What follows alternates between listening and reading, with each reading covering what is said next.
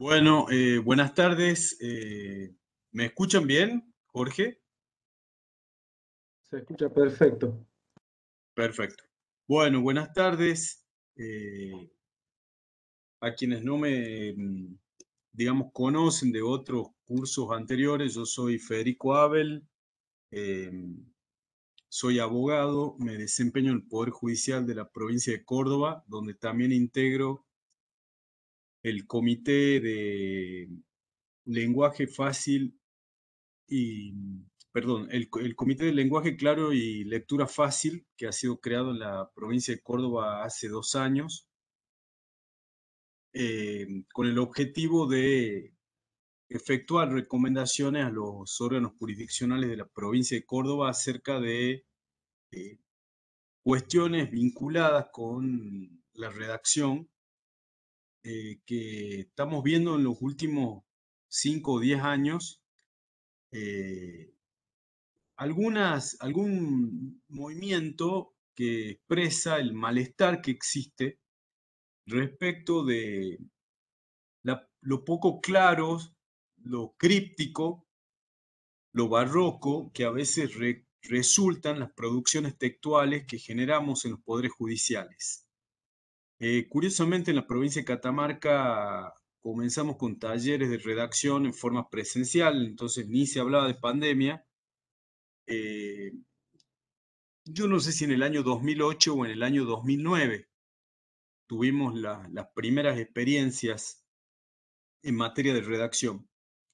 Sin embargo, durante todos estos años, eh, ese interés persiste y no es azaroso que ese interés persista por el hecho de que, digamos, la mayoría de quienes trabajamos en el Poder Judicial, y entiendo que quienes están en este espacio, somos abogados. Y si bien es cierto, todo el tiempo, constantemente, cotidianamente, nuestro objetivo es producir textos. De hecho, los poderes judiciales son fábricas que producen textos, si se me permite la imagen. Fabricamos textos, producimos textos todo el tiempo.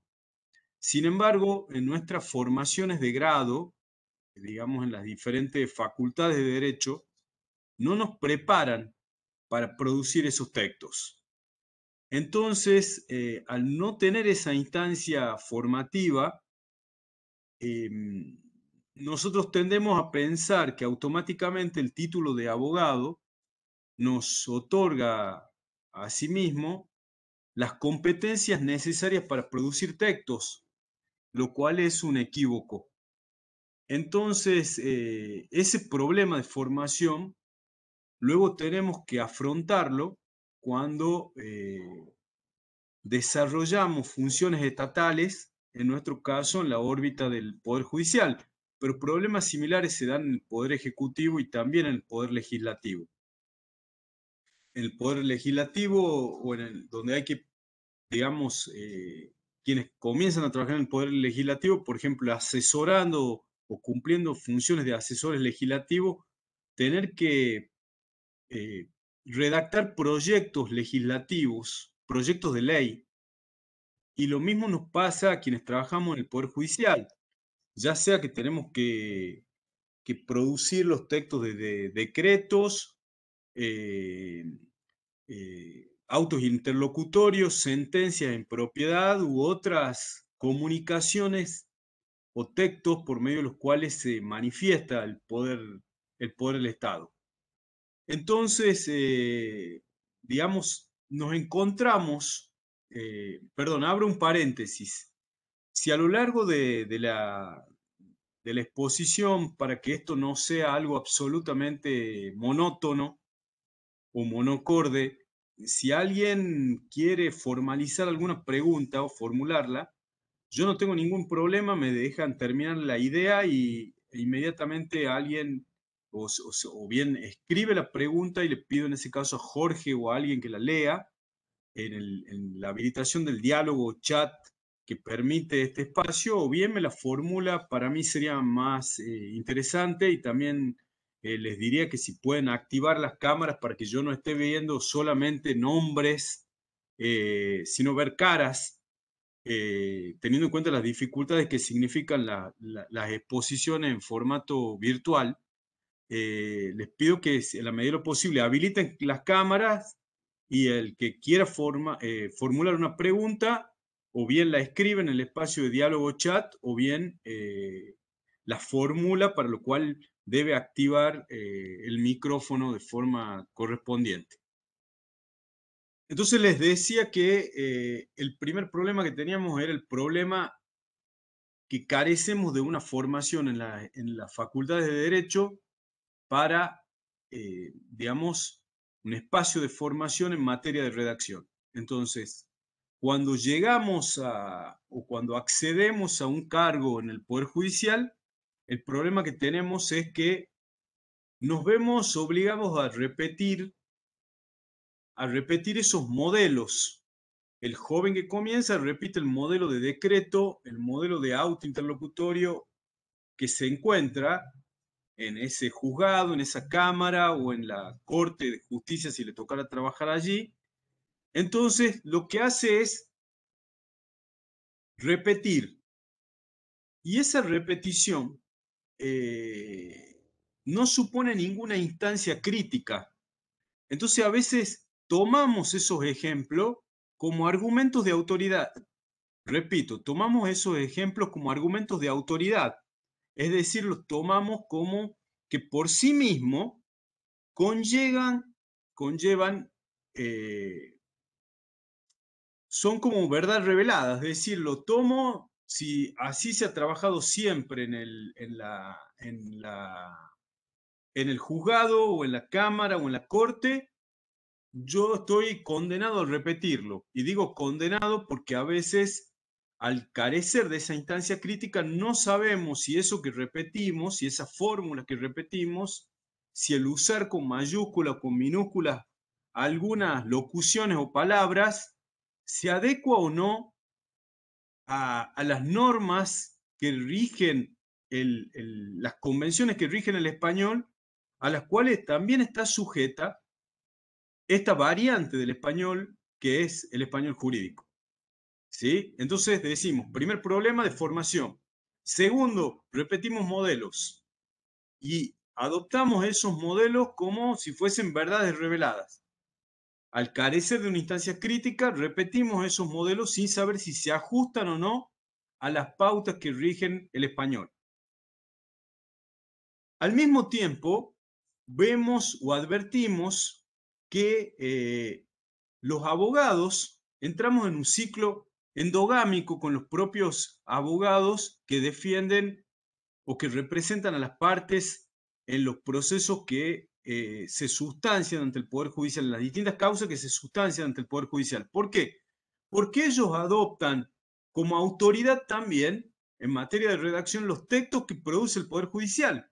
Y el Poder Judicial a su vez toma esos textos que producen los abogados. Entonces se produce como un círculo que a veces, lejos de ser virtuoso, es un círculo endogámico. No nos damos cuenta de los problemas que tiene nuestra redacción porque del espejo nos devuelve exactamente lo mismo. Y el abogado de parte, lo que hace es reproducir a su vez lo que ve en esos textos que se producen en el Poder Judicial. Entonces hay como una suerte de retroalimentación, algunas veces, retroalimentación de esos vicios. Le agradezco allí a una persona que es la única que habilitó la cámara y los otros siguen el resto sigue en modo oscuro, digamos. A tono con, bueno, gracias, allí también, a tono de lo que estamos hablando, digamos, de lo oscuro que a veces es el lenguaje jurídico. Finalmente, es curioso que una disciplina, digamos, el derecho, que por lo general transcurre o se desarrolla necesariamente en el registro escrito, porque como les decía, y si se me permite esa imagen, somos fábricas que producimos textos constantemente. Es curioso que en la formación del abogado el derecho no se vincule con aquellas disciplinas que hacen de los textos su objeto de estudio, por ejemplo, la semiótica, o por ejemplo, otras disciplinas, la propia lengua en sí mismo, digamos, quienes son profesoras de lengua no tienen espacios en las facultades de derecho, entonces tampoco tenemos herramientas desde esas otras disciplinas. Entonces ahí se incrementa eso que les estaba diciendo, esa nota endogámica. Abogados que producen textos para abogados. Entonces, eso está generando una suerte de malestar. Por eso en los últimos años se habla de la necesidad de que el lenguaje jurídico sea claro. Por eso, durante el último Congreso de la Lengua Española, el que se celebró en el año 2015, si no me equivoco, 2015 o 2017 en la Argentina, y que tuvo como sede la ciudad de Córdoba, por primera vez, me parece que la fecha no estoy diciendo exacto, pero luego le preciso. Una de las, digamos, de las comisiones se dedicó al tema del lenguaje jurídico, justamente por ese malestar que hay, teniendo en cuenta lo críptico, lo oscuro, lo barroco, que a veces es la prosa jurídica. Entonces, ¿dónde está el problema? ¿Dónde está el problema? Muchos me dicen, pero si el abogado me entiende y yo lo entiendo al abogado, ¿cuál es el problema? El problema es que nosotros producimos textos que son oficiales, formales, autoritativos en el sentido en que los produce el Estado, y por medio de esos textos resolvemos controversias y asignamos o reasignamos derechos. Entonces, el destinatario de esas resoluciones tiene el derecho de comprender,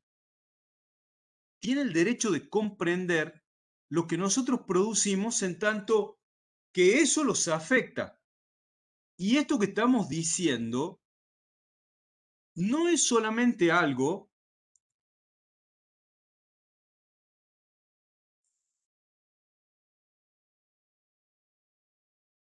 Hola.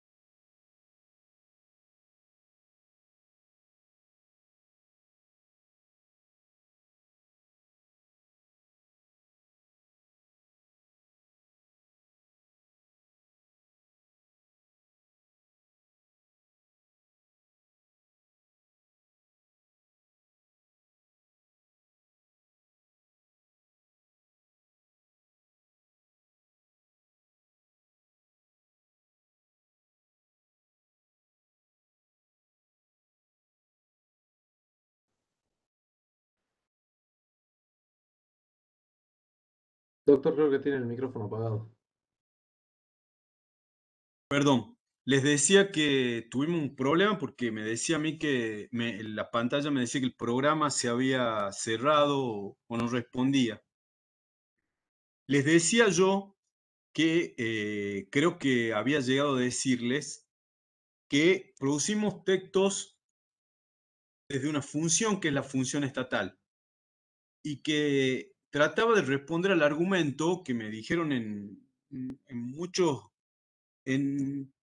diferentes provincias en las que tuve la oportunidad de plantear cuestiones como esta. Me decían, pero ¿cuál es el problema si el Estado, digamos, si el texto que yo produzco lo entiende el abogado y al mismo tiempo el abogado me entiende a mí? ¿Por qué tenemos que, si nos entendemos, aún en la oscuridad, nos entendemos? ¿Cuál es el problema? Y yo les decía que justamente digamos, nuestro texto desde la función estatal que desarrollamos, resolvemos controversia y asignamos o reasignamos derecho, En las últimas décadas, la Argentina ha asumido una serie de compromisos internacionales en virtud de los cuales, o en virtud de algunos de esos compromisos, la Argentina o el Estado argentino ha asumido el compromiso de la claridad discursiva de las resoluciones que se producen en los poderes judiciales, porque se entiende como uno de los derechos que hacen al acceso a la justicia de parte de los denominados justiciables es el comprender el contenido de las resoluciones que pudieran afectar a sus derechos. Entonces, con Leonardo Altamirano hemos desarrollado el concepto de acceso discursivo a la justicia. Repito, acceso discursivo a la justicia. Es decir, que la denominada garantía de peticionar a las autoridades que tiene su manifestación en el acceso a la justicia, no solamente es el acceso formal y material de permitirme que yo pueda acceder a un tribunal para plantear un caso, sin ponerme obstáculos en cuestiones económicas o de otro tipo, sino que ese acceso tiene que ser un acceso en cuanto a que yo también pueda acceder a entender lo que desde esa función estatal se resuelve y que pudiera impactar en mis derechos. Por eso ustedes habrán visto que en los últimos años, sobre todo cuando los destinatarios de esas resoluciones son, por ejemplo, niños, personas en alguna situación de vulnerabilidad, personas de determinados colectivos que tienen alguna dificultad, ¿cómo se ha tratado de introducir en las resoluciones lo que se denominan, por ejemplo, párrafos de fácil lectura o párrafos en lenguaje claro? Esa distinción entre lectura fácil, lenguaje claro, es algo sobre lo que ahondará Leonardo Altamirano en la próxima exposición. Yo no quiero detenerme en eso, pero sí quiero partir del hecho de que la claridad o el esfuerzo de la claridad debe ir en el sentido de que ya no tenemos que pensar cuando redactamos cualquier texto en virtud de la función estatal jurisdiccional solo en un destinatario modelo que sea un abogado. Repito, el destinatario de nuestros textos ya no puede o no debe ser únicamente un abogado. Por eso es muy importante que cada vez que ustedes redacten una oración, un párrafo o un texto completo, se pregunten ¿a quién le escriben? ¿Cuál es el lector, como diría Humberto Eco, cuál es el lector modelo que ustedes tienen en la cabeza? ¿A quién se dirigen? ¿Están pensando solamente en los abogados de las partes? ¿Están pensando solamente en los abogados que son si yo estoy en un juzgado, en los abogados que integran la Cámara como jueces de Cámara?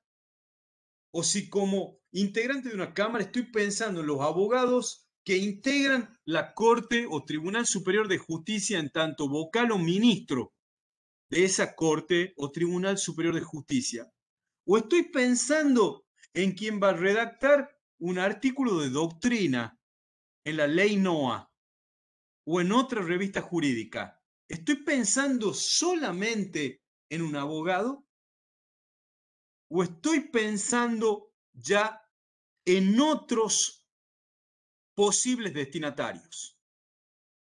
Y fíjense que este denominado malestar que hay contra el lenguaje jurídico y contra el lenguaje estatal en general, nos está poniendo en tensión el modelo que viene desde el nacimiento del Estado moderno, cuando surgió el movimiento denominado de la codificación, la codificación civil francesa o napoleónica, 1803, de la cual exige a la codificación argentina, que presumía que todas las disposiciones jurídicas con relevancia para la vida social podían caber en 4.000 artículos o en 6.000 artículos en un código.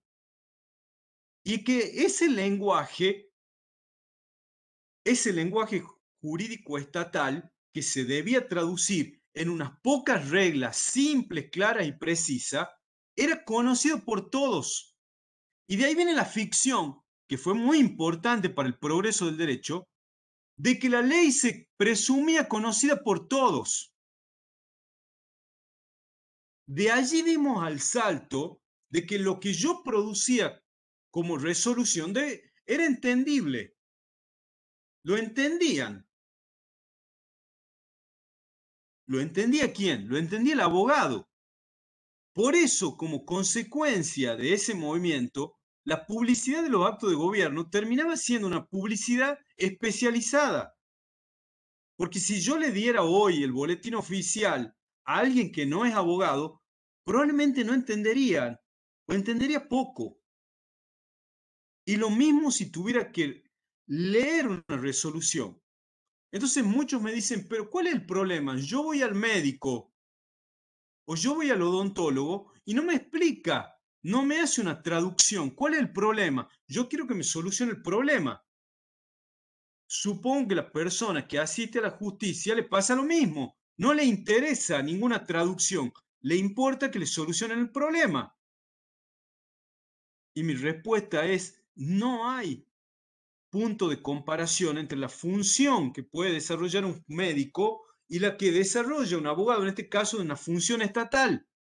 Porque estamos discutiendo derechos, estamos ampliando, restringiendo derechos que le conciernen a ese que acude a los tribunales, a esa persona que acude a los tribunales.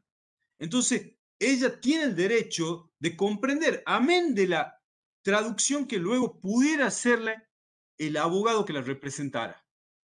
¿Está claro? ¿Alguna pregunta, alguna duda de esto que estamos tratando de ponerlo como marco general? Doctor, ¿Sí? buenas tardes. Buenas tardes. Yo soy Marina, no soy abogada. Sí. Le pedí autorización para hacer el curso, Ajá, justamente por eso, por la necesidad imperiosa de redactar con claridad. A nosotros ajá, nos tocó cuando instalaron el programa Lex Doctor acá en la Fiscalía de Belén, que lo dejaron todo con providencias del juzgado civil. Entonces a ajá. mí me tocó la tarea de ir cargando modelo por modelo de todo lo que nosotros utilizábamos. Y eso noté, sinceramente, la dificultad para entender y, y sobre todo en los medios de comunicación, que tenemos que poner en conocimiento determinadas medidas, que se entiendan esas medidas, o solicitar cierta información y cuando hacemos los oficios, que entienda la gente que recibe esos oficios, u ordenar alguna medida, y es como usted dice, el destinatario es fundamental. Así que yo aproveché esa ocasión para ir haciendo una perfección de cada uno de los modelos, pero eso es una tarea que nos corresponde a todos los operadores judiciales. A medida que vamos ingresando cada modelo, ir perfeccionándolos para que sean entendibles y, como usted dice, de acuerdo al destinatario. Y bueno, en los cursos que estuvimos haciendo, eso fue fundamental, que nos hicieron notar de que cuando es para un niño o para una persona con cierta... Yo, por ejemplo, tengo secundario únicamente. Por supuesto que la tarea judicial a mí me ha abierto un panorama inmenso y eso aproveché yo en cada redacción, y que es una tarea de cada uno de los empleados judiciales, de ir perfeccionando esos escritos. Eso quería Está muy contar. bien. Bueno, acá hay un elemento más que quería, digamos, destacar y que lo marcó muy bien. eh, su nombre era Marina. Marina lo marcó muy bien. Que es que también este malestar que existe contra, digamos, contra la supuesta oscuridad del lenguaje estatal, que a nosotros nos importa en la medida que está focalizada o focalizado, perdón, ese malestar en nuestra redacción forense, un elemento más de todo este contexto es que vivimos en la sociedad de la informatización, perdón, perdón, sociedad de la información o del conocimiento, como la llaman algunos, caracterizada, digamos, por la explosión de los medios de comunicación y por las redes sociales, digitales, electrónicas, donde rápidamente las resoluciones judiciales se viralizan, para utilizar un verbo tan, digamos, tan común en el mundo electrónico, la viralización de las resoluciones. Entonces, si yo tengo un lenguaje críptico, oscuro, que solo piensa en el abogado, yo tengo que comenzar a pensar que eso puede circular en la red. Entonces, ha cambiado el contexto en el que surgió la codificación en el siglo XIX. Ha cambiado.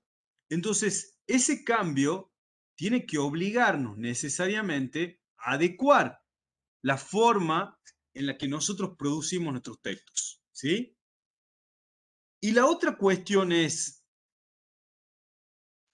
nosotros, les decía, al carecer de esa formación y al llegar y pasarnos o ocurrirnos lo que Marina, encontrarnos con modelos. La pregunta es, ¿qué pasa? A ese modelo con el que yo me encuentro, ¿le voy a dar el carácter de verdad revelada que no se puede tocar o lo voy a modificar si yo advierto que tiene problemas? ¿Por qué?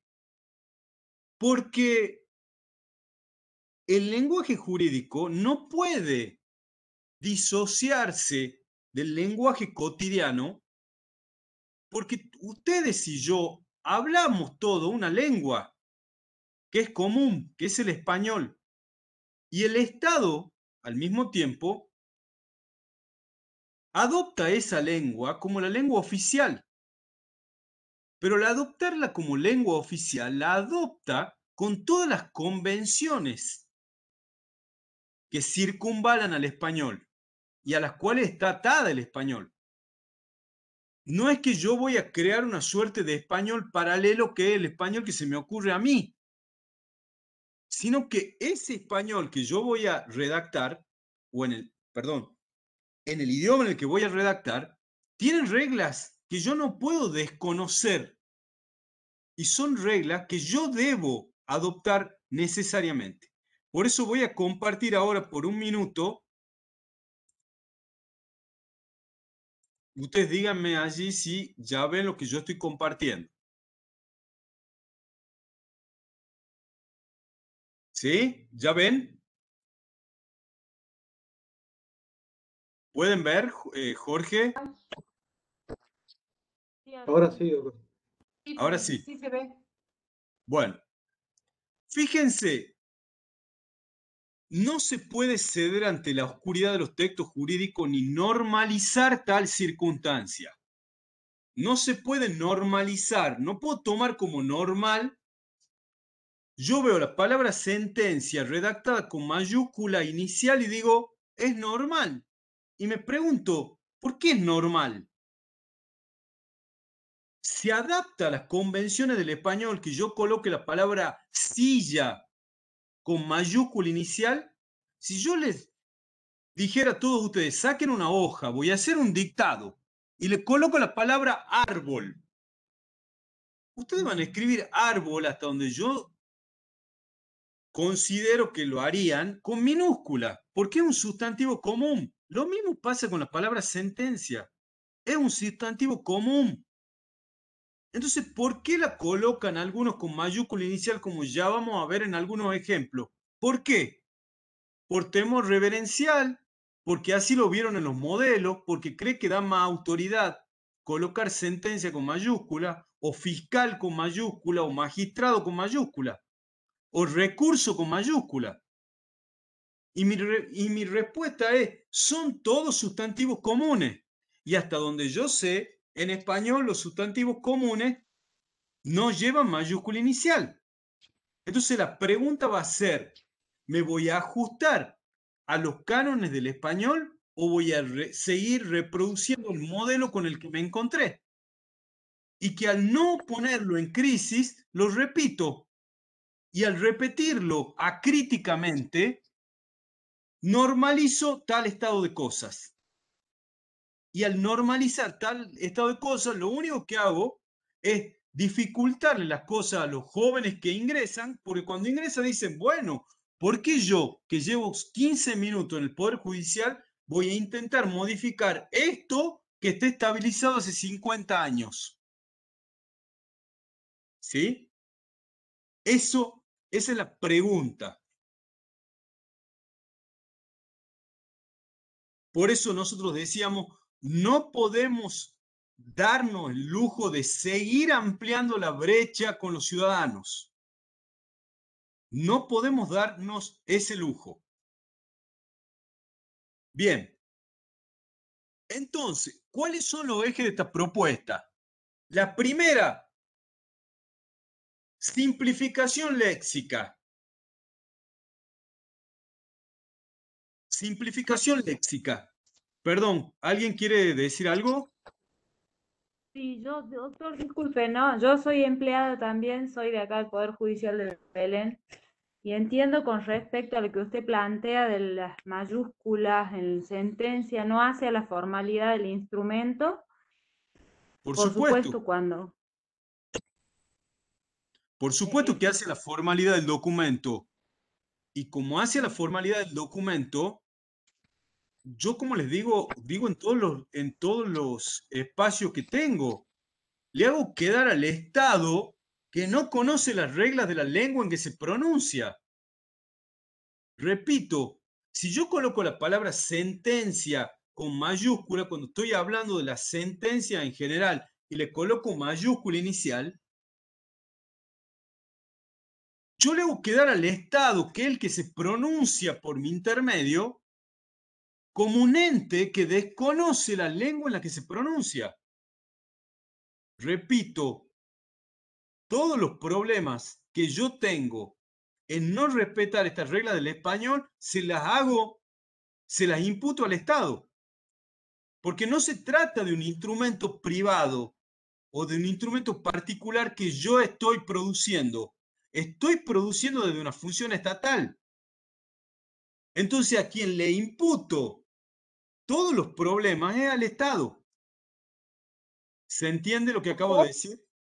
Sí, pero generalmente sentencia va escrita al principio de la resolución y En, generalmente, bueno, al ser la primera palabra va en ese caso sí, en en ese ese caso caso sí. exclusivo. Pero si En ya ese, dentro de un párrafo decimos sentencia, ya notablemente tiene usted así razón. es, así es, así es.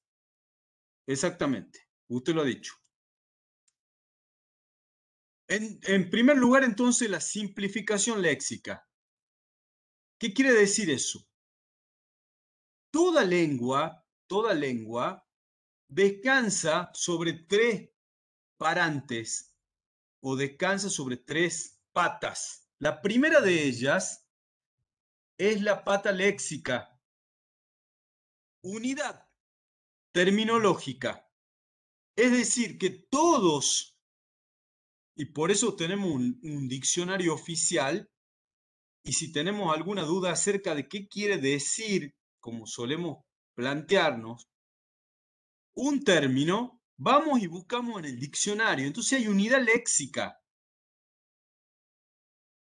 Entonces yo no puedo romper esa unidad léxica creando innecesariamente términos. Repito, no puedo romper la unidad léxica creando innecesariamente nuevos términos, porque la única autonomía que tiene el discurso y el lenguaje jurídico es adosarle a determinados términos una carga particular. Reposición. Reposición. Una persona que no es abogada escucha reposición y piensa en un repositor. La acción que lleva a cabo un repositor en un supermercado. Repone cosas. Si yo le digo reposición a un abogado, piensa inmediatamente en un recurso. El recurso de reposición que se plantea ante el propio tribunal que dictó una determinada providencia y plantea un recurso de reposición. Entonces, nuestra autonomía en el plano léxico solo llega hasta poder adosarle a determinados términos una carga particular, pero nada más. Hasta allí llega. Acción. Ejemplo que siempre damos. Yo le digo acción a alguien y piensa en una película de acción, una persona muy activa.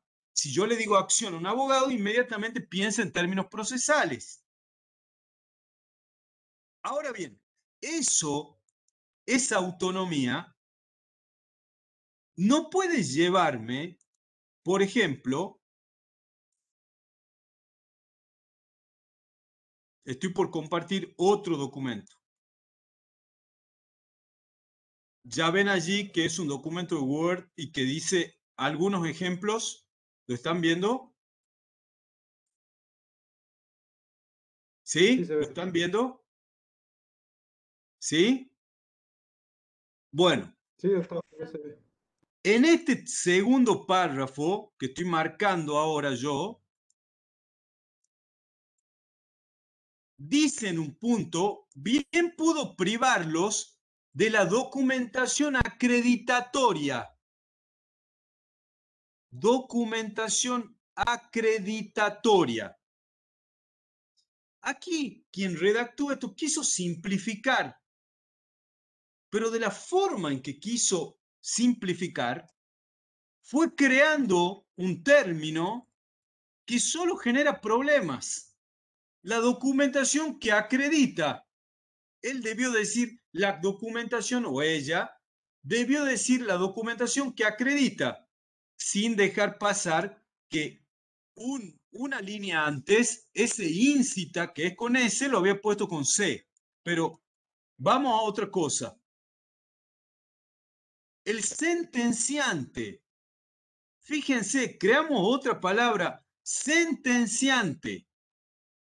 Y la otra cosa, dice acá, pues más allá de la decisión que se tome en torno a la procedibilidad de la acción. Procedibilidad de la acción. A lo sumo será la decisión que se tome en torno a la procedencia de la acción. Yo sé que respecto de toda acción puedo hacer un análisis de admisibilidad y un análisis de procedencia formal, perdón, de procedencia sustantiva o material. Pero eso no me puede llevar a mí a creerme un poeta jurídico y a crear el término procedibilidad. Porque si yo hago esto, yo rompo la unidad léxica del español. Y hemos dicho que uno de los soportes o una de las patas en la que se asienta una lengua es la léxica. Entonces la unidad léxica me impide a mí crear innecesariamente nuevas voces, porque hemos dicho que mi límite llega hasta la posibilidad de adosarle a términos que se utilizan en el español una nueva carga. Nada más.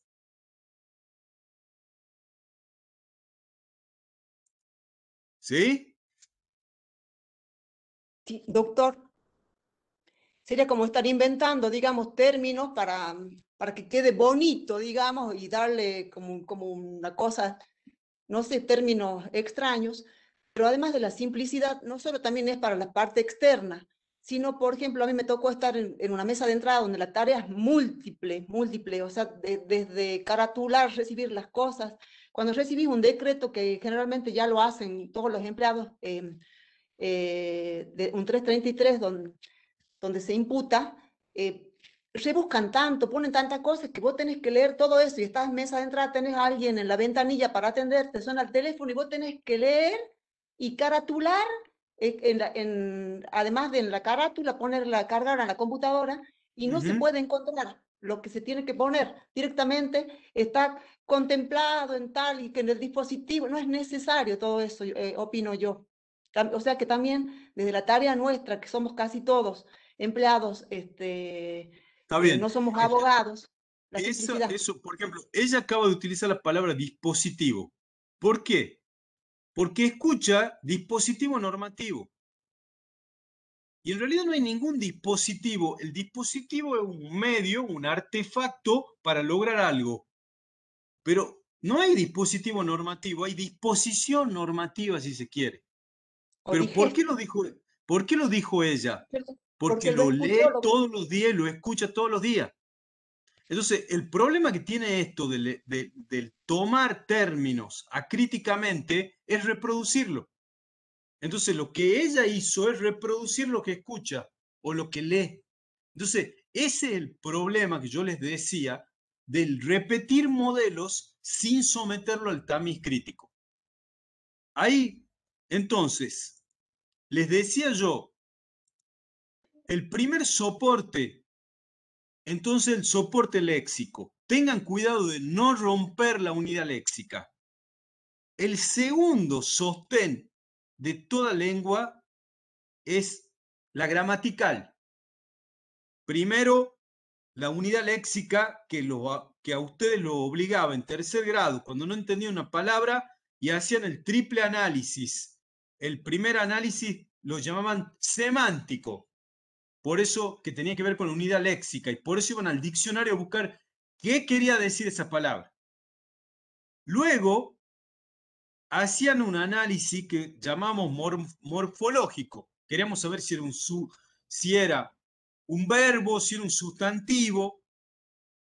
Y una vez que tenían ese análisis morfológico, les servía para el orden sintáctico, para lo gramatical. Segunda pata de una lengua, la gramatical.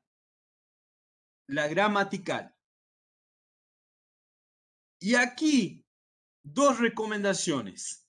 La primera recomendación, no alterar el orden habitual de los componentes básicos de la oración en el español, que es sujeto predicado, sujeto predicado, sujeto predicado, punto, sujeto predicado, punto, hasta el hartazgo. En español, señores, no se puede escribir una oración que tenga más de 8, 10, 12 palabras, es una enormidad. Entonces yo tengo que hacer una oración breve, colocar un punto y seguido y voy con otra oración.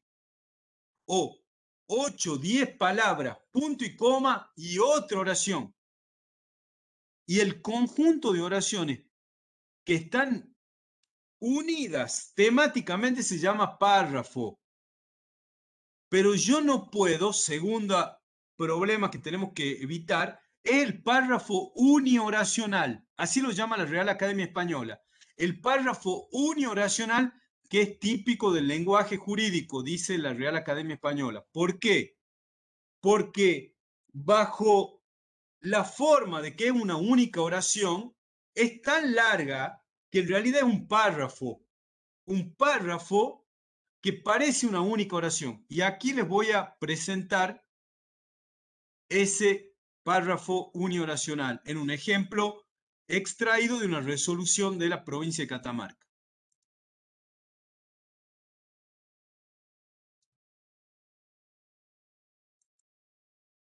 ¿Me escuchan? Sí, sí, Sí, doctor. doctor. Sí, sí, se lo Bien. escucha.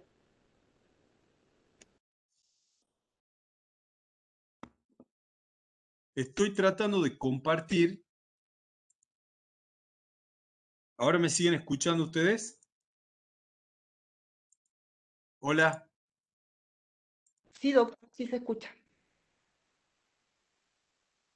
Jorge, lo tengo al programa como, a ver, Sí, acá nos muestra a mí por lo menos me muestra un icono de que tiene ancho de banda bajo, doctor. qué problema porque estoy en mi casa y debo tener problemas con, debe ser la conectividad. Sí, por lo visto, sí. Qué macana. Qué problema, che. Tal vez si usted apaga su camarita un ratito hasta que comparta, tal vez pueda hacerlo.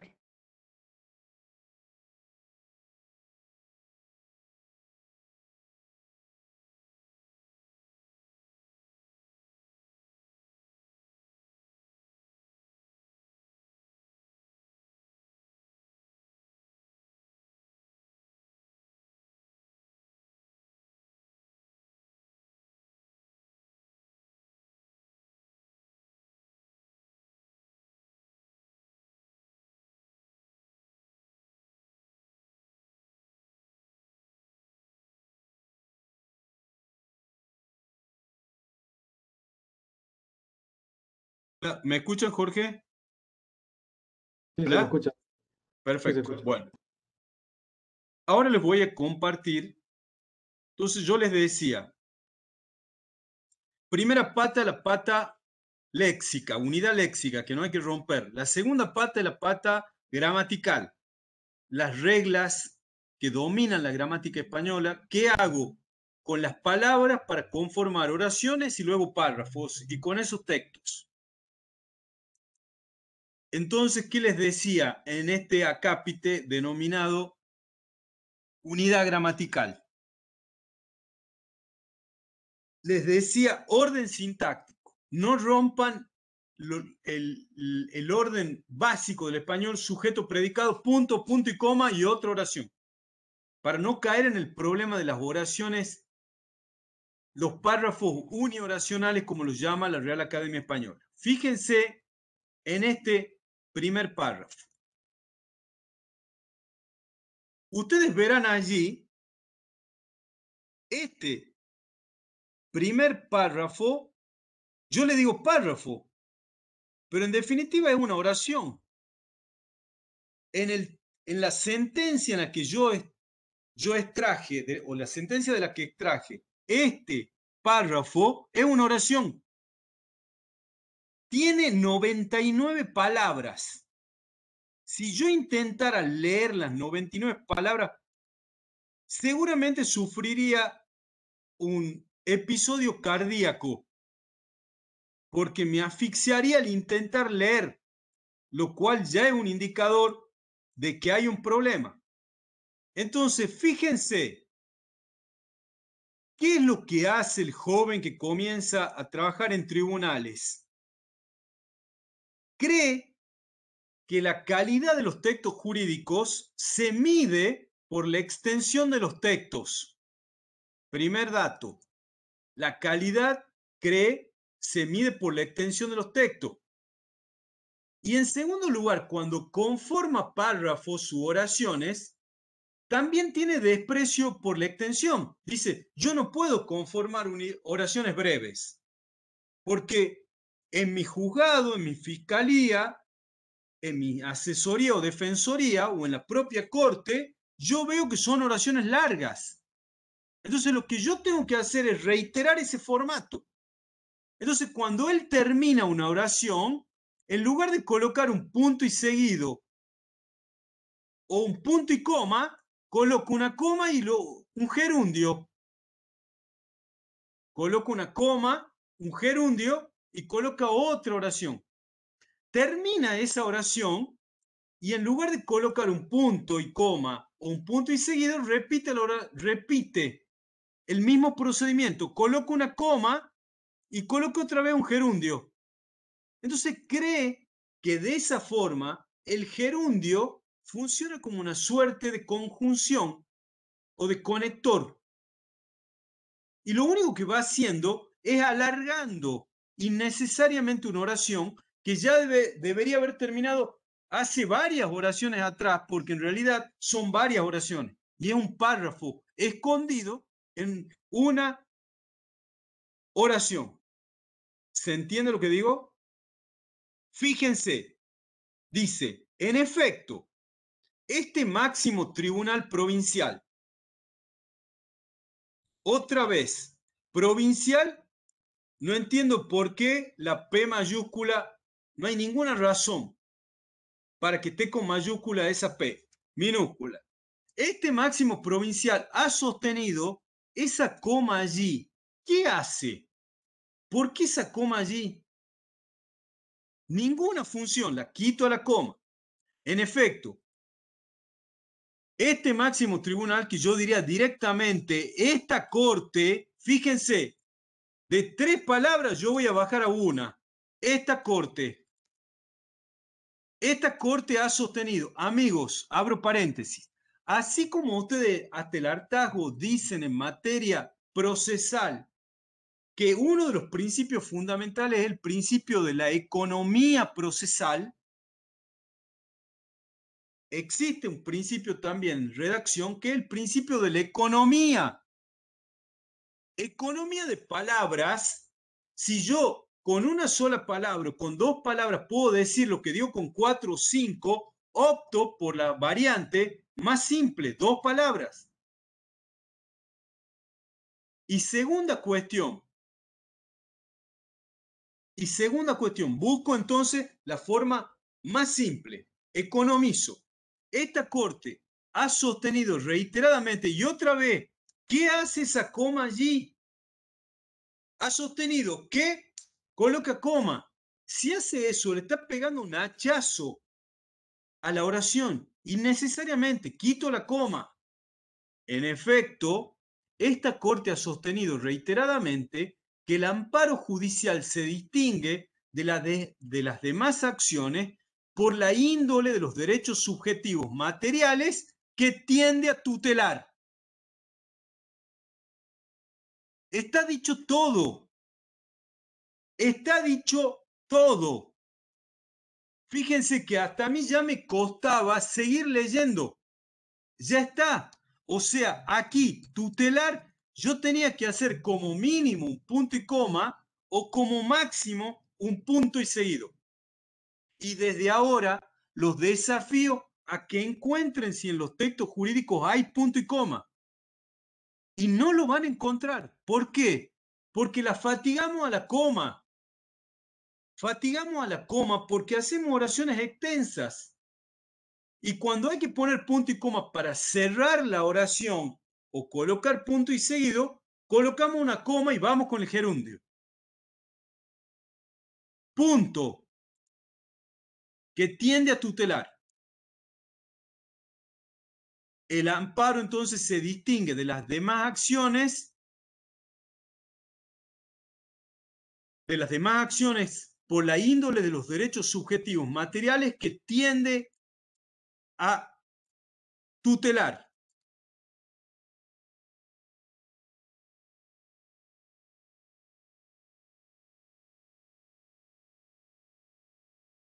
Acá yo podría poner en efecto, comprende a aquellos sin tilde. ¿Por qué no lleva tilde la palabra aquellos? Porque se trata de una palabra grave terminada en vocal N o S. Palabra grave terminada en vocal N o S no lleva tilde.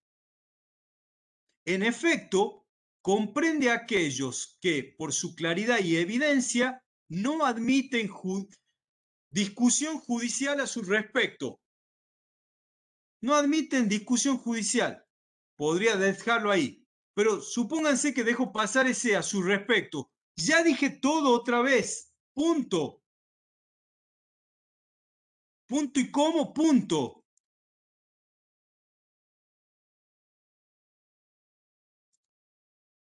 Configura,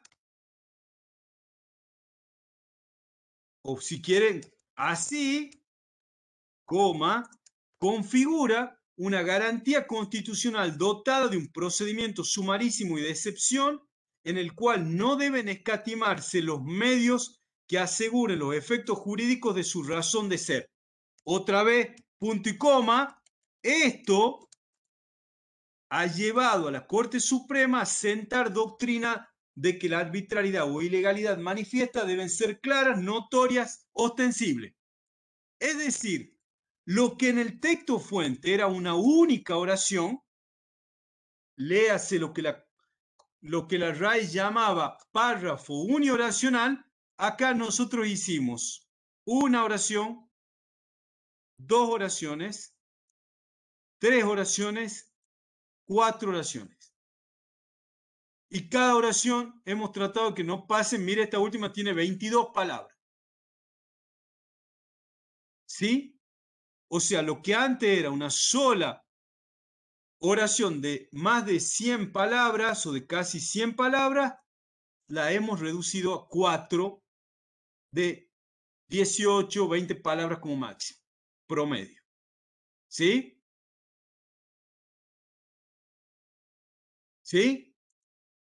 Ahí la utilización de conectores en efectos, así, esto, Como eso es consecuencia, fundamental. por lo tanto, por ende, por ello, por eso, por lo tanto. Es decir, en otras palabras, ¿son útiles para qué? Para terminar una oración, buscar ese conector o esa locución que funciona o tiene finalidad conectiva, pero no el gerundio. Pero no el gerundio. ¿Sí?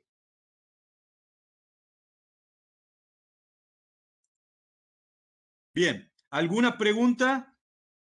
¿Alguna otra participante que no sea Marina, que es la única que hasta aquí está, hasta ahora está?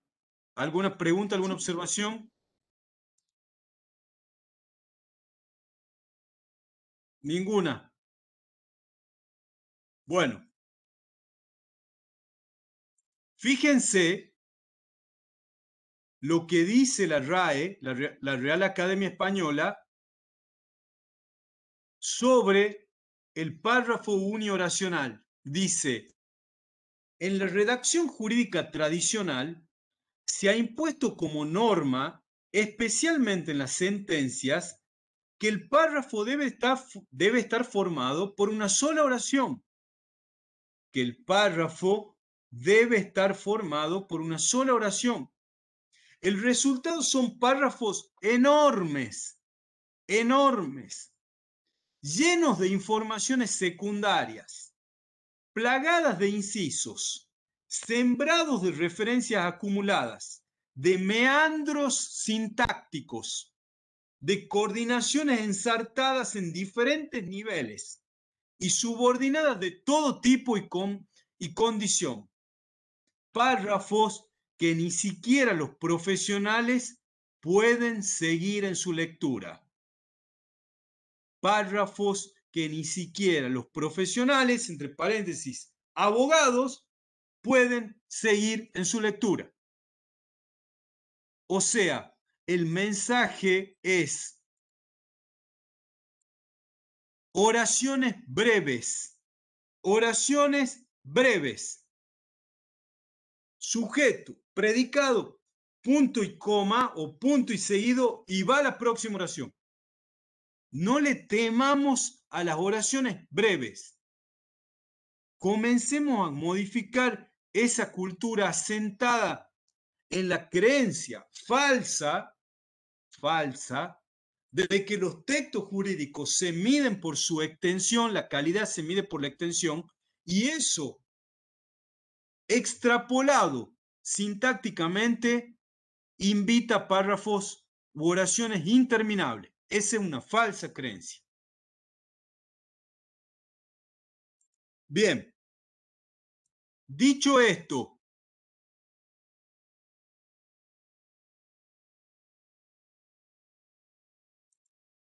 y compartiendo nuevamente,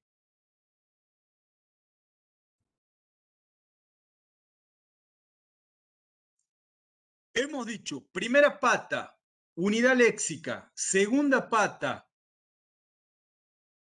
unidad gramatical sintáctica, o unidad gramatical o sintáctico gramatical. Y tercera pata, corrección ortográfica. Corrección ortográfica, que supone el adecuado, a ver, cuando hablamos de ortografía, tercera pata de una lengua, no estamos hablando únicamente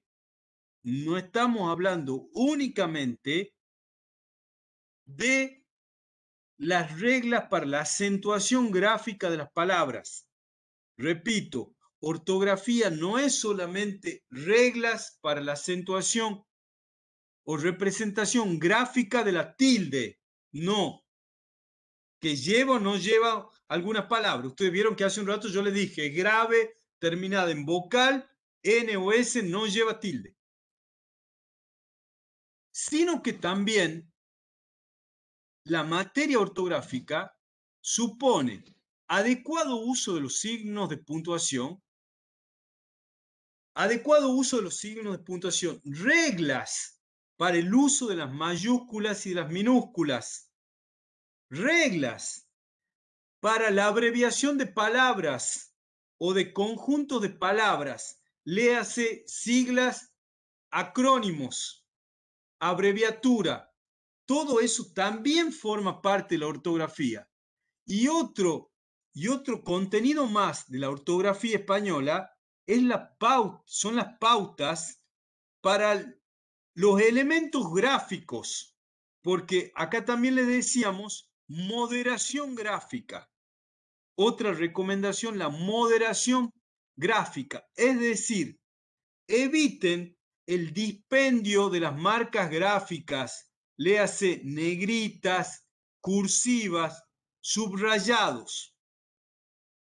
Eviten la polución gráfica. Hay personas que dicen, quiero resaltar esto, y le ponen negritas, o le ponen cursiva negrita y la subrayan. Y con eso, lo único que hacen es generarle confusión al que lee, porque no sabe bien por qué y con qué criterios son utilizados esas marcas gráficas. Voy a detenerlo,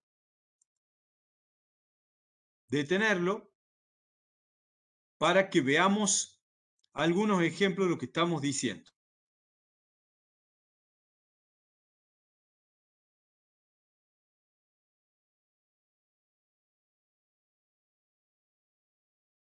Fíjense,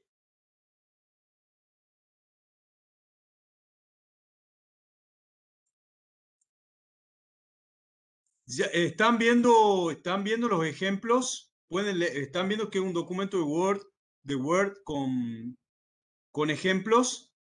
Sí, se ve ¿Sí? perfecto. Sí, doctor. Bien. Fíjense este párrafo. Es una oración.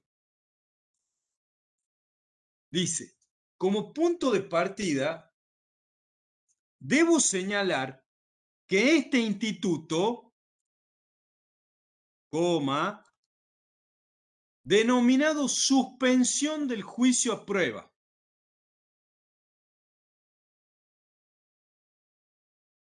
supónganse que lo está por definir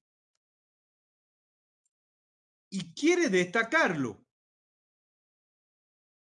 A lo sumo, lo que puede hacer allí es colocarle cursivas,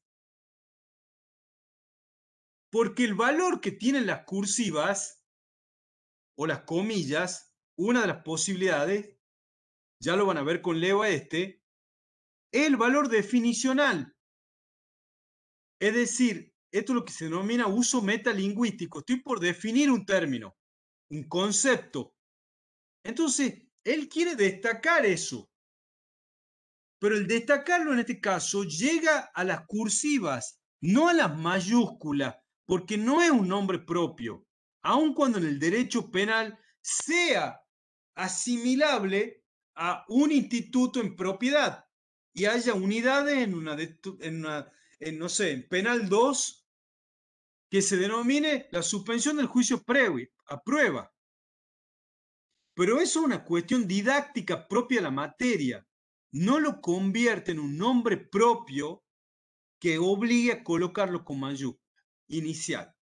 Entonces, como punto de partida, debo señalar que este instituto, denominado suspensión del juicio a prueba, no es más que un criterio de oportunidad reglado en materia penal. Hasta ahí.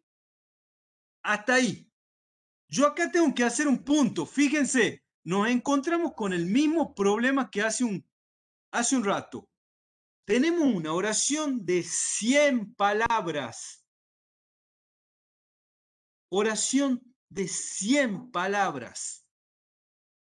Si yo, que soy abogado, ya tenía dificultad para leer las primeras 27 palabras, que a mi entender, allí termina la primera oración, imagínense un lego que no es abogado, que tiene que leer una oración de 100 palabras.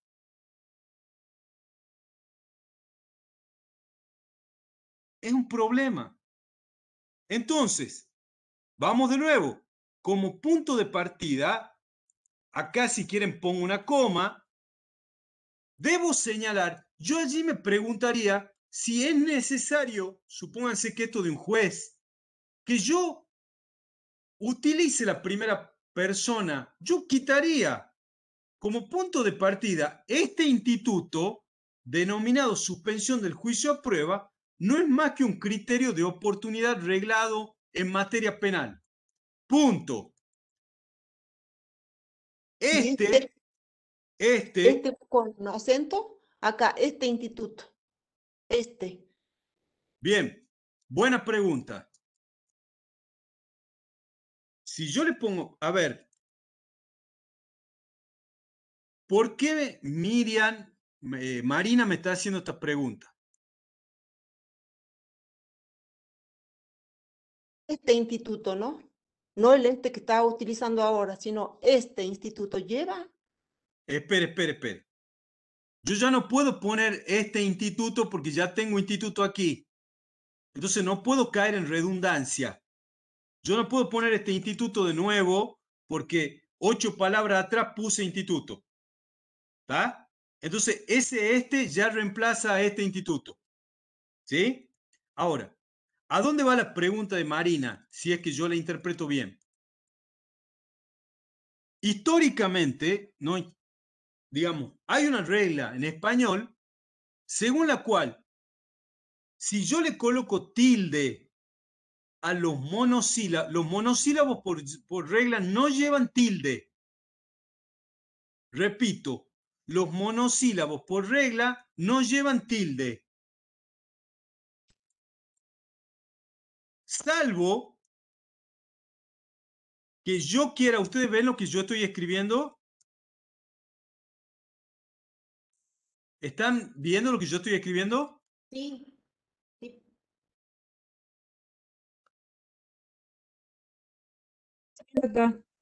Bueno, fíjense, la regla en español dice que los monosílabos por regla no llevan tilde.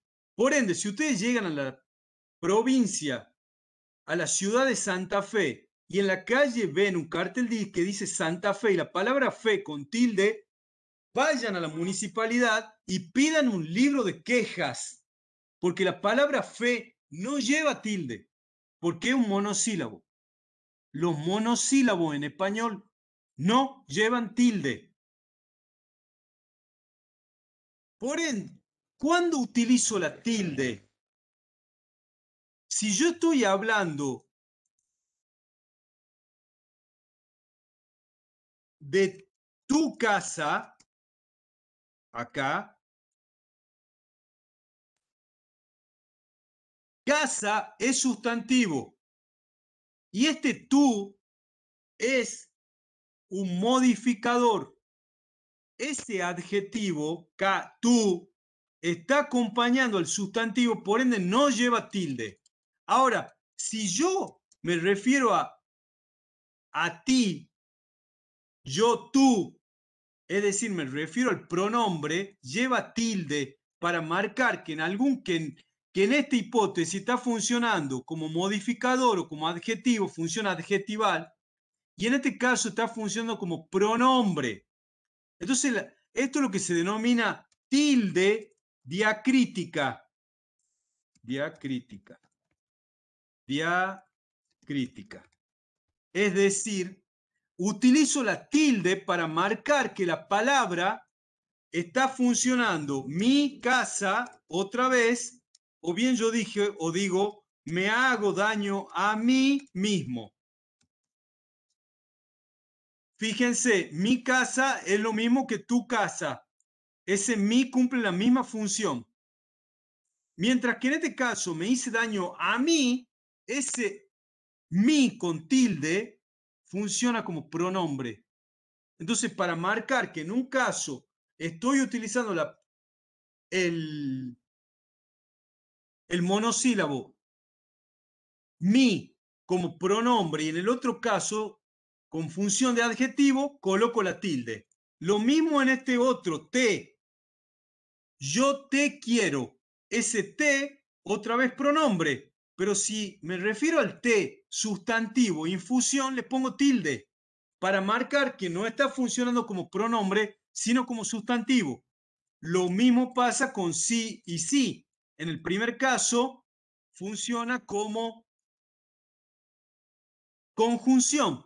Si no te portas bien, te voy a sancionar. Mientras que en el otro caso, yo sí quiero, funciona como adverbio de afirmación. Ahora, ¿a dónde va la pregunta de Marina? Es que copiando esto que solo se aplicaba a los monosílabos, existía la costumbre de utilizar tilde también para marcar que algunas palabras en español que no eran monosílabos, sino bisilábicas de 2 sílabas, yo le colocaba la tilde para marcar, por ejemplo, que en el primer caso solo funciona como adjetivo, estoy solo, no lleva tilde, estoy solo. Mientras que en el segundo caso, yo colocaba la tilde para plantear él solo dedujo una acción de amparo.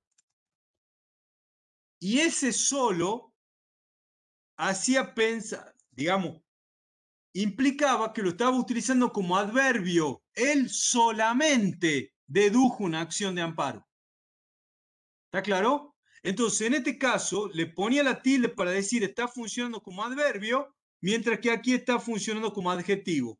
La tilde marcadora o demarcadora, tilde diacrítica. Y lo mismo se solía utilizar para esto. Esto.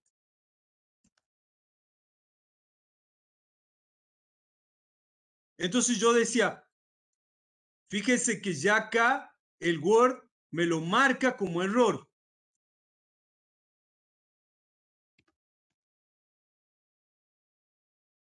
Esta, fíjense, esta casa es de mi abuela.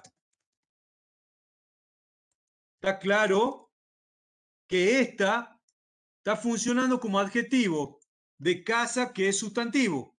Ahora, cuando yo decía, esta es la casa de mi abuela, esta reemplazaba casa. Entonces funcionaba como sustantivo, como pronombre. Entonces se ponía la tilde para decir que diacríticamente no estaba funcionando como adjetivo, sino como sustantivo. Ahora bien, en el año 2009 hubo una reforma ortográfica en la que la RAE dijo, si yo hago esto, estoy rompiendo, Marina, la regla ortográfica que dice que las palabras graves terminadas en vocal no llevan tilde. Palabra grave terminada en vocal no lleva tilde. Perfecto. Ergo, el contexto dirá al lector inteligente que sabe la regla del español, se supone, entenderá si está funcionando como adjetivo o si está funcionando como pronombre o como sustantivo. ¿Está claro? O sea, esta no puede llevar más tilde. Ahí alguien pregunta en el chat, dice, al finalizar las providencias de la secretaria, las constancias dicen doy fe. Le preguntan si ese fe, no sé si le preguntan o aseveran. Obviamente, Si fe no lleva tilde. no lleva tilde, definitivamente. Obviamente. Fíjense, a ver si puedo. A ver si puedo compartir esto.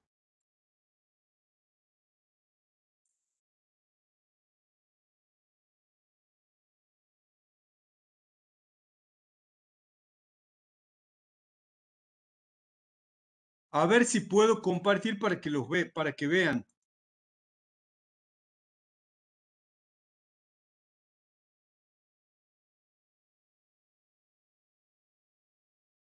Bien. Se detuvo allí lo que estaba compartiendo. Voy a compartir de nuevo. ¿Sí?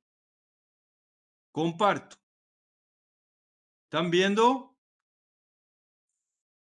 ¿Sí? Real Academia Española, fe, ¿están viendo? Conjunto de creencias de una religión, confianza, fidelidad, y miren todos los ejemplos jurídicos. Buena fe, fe de rata, fe de vida, fe pública, mala fe, a fe. ¿Ustedes están viendo la tilde en alguna parte? En ninguna No. parte. ¿Sí? Los monosílabos por regla no llevan tilde, salvo que utilice la tilde diacrítica que les acabo de mostrar para marcar esa diferencia entre te y te. Te pronombre, tre infusión. Sí, conjunción o adverbio. Mi, pronombre o adjetivo. Tilde diacrítica. La utilizo para marcar. ¿Sí?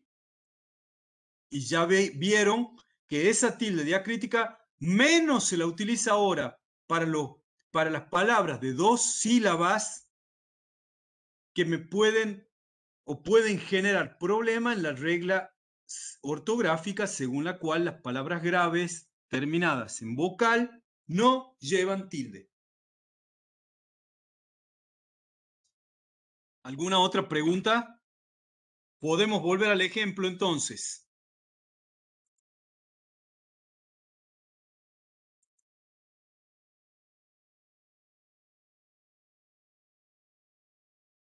Entonces, teníamos acá como punto de partida este instituto, denominado suspensión del juicio a prueba, no es más que un criterio de oportunidad reglado en materia penal.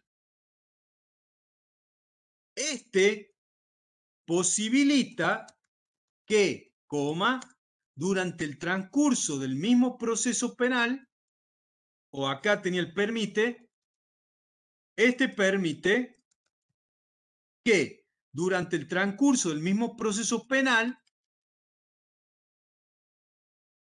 este permite, o bien, perdón que lo estoy modificando sobre la marcha, este, durante el transcurso del mismo proceso penal, permite la interrupción del ejercicio de la acción penal a favor de la persona imputada por la comisión de un hecho delictivo.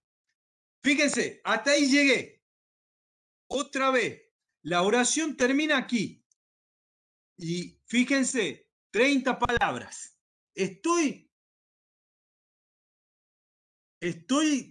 Me estoy extendiendo demasiado, pero ya no me puedo extender más. Allí tengo que hacer otro punto. Y acá tengo que poner otro punto y coma.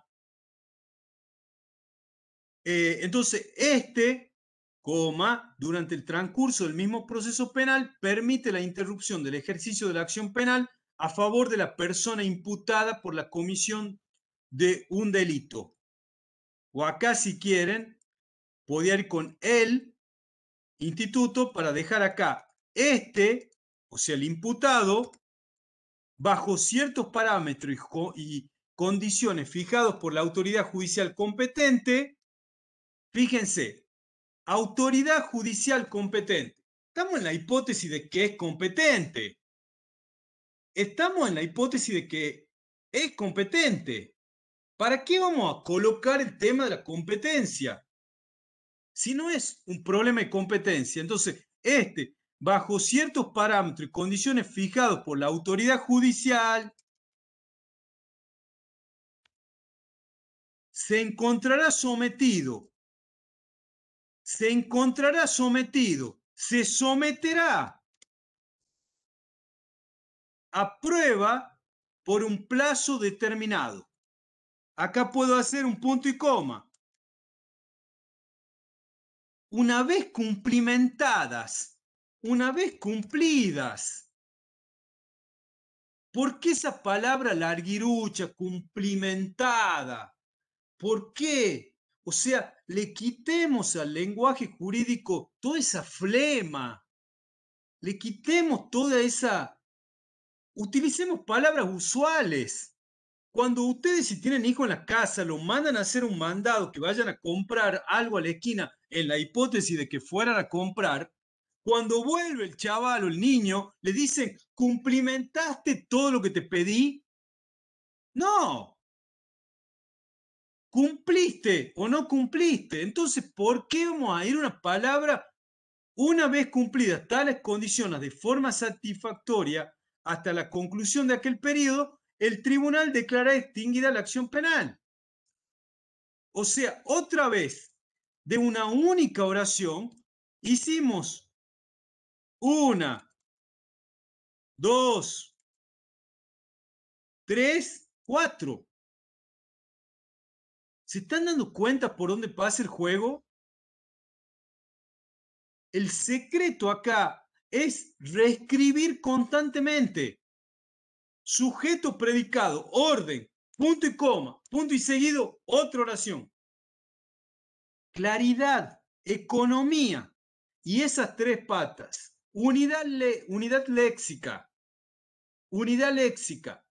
unidad gramatical y unidad ortográfica. Y lo ortográfico era reglas de acentuación de palabras, reglas para el uso de mayúscula y minúscula, reglas para la abreviación de palabras o de términos que hacen a una denominación compleja, Universidad Nacional de Catamarca, entre paréntesis, UNCA, acrónimo, a ver, Universidad Nacional de Córdoba, UNC, sigla, Universidad Nacional de Catamarca, UNCA, acrónimo. ¿Por qué? Porque justamente para que las dos siglas no fuesen iguales, para evitar la ambigüedad, esto es una sigla. ¿Por qué? Porque lleva la primera letra de cada una de las palabras que hacen a la denominación, en la medida en que estas palabras sean un sustantivo o un adjetivo. ¿Está? Ahora, como yo no puedo repetir esa misma sigla, acá se creó un acrónimo. Esto es una sigla. Repetición, es mecánica la sigla.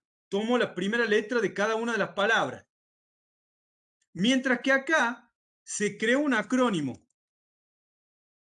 ¿Por qué? Porque se tomó U de universidad, N de nacional y K, la partícula K, la primera sílaba de Catamarca, para crear un acrónimo. ONU es sigla, pero FONAVI es acrónimo. FONAVI es acrónimo. ¿Por qué? Porque digo Fondo, Nacional, Vivienda. ANSES. ANSES. Acrónimo. Administración Nacional de la Seguridad Social. Seguridad. ¿Ven? O conformo sigla o conformo un acrónimo.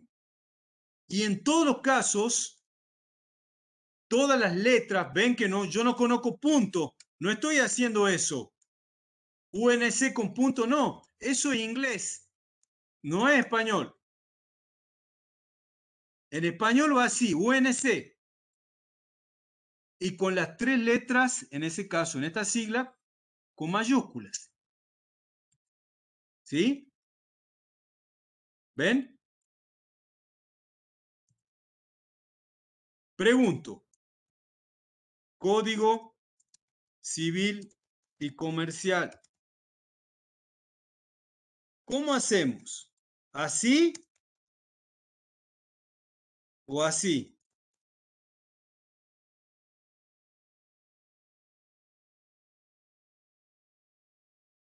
Generalmente va con la I y no sé por qué, es lo que observé. Bien. Ahí está. Ahí está la respuesta. Va con la I, dice no sé por qué. Esa es la costumbre. La pregunta es, fundamentemos la respuesta.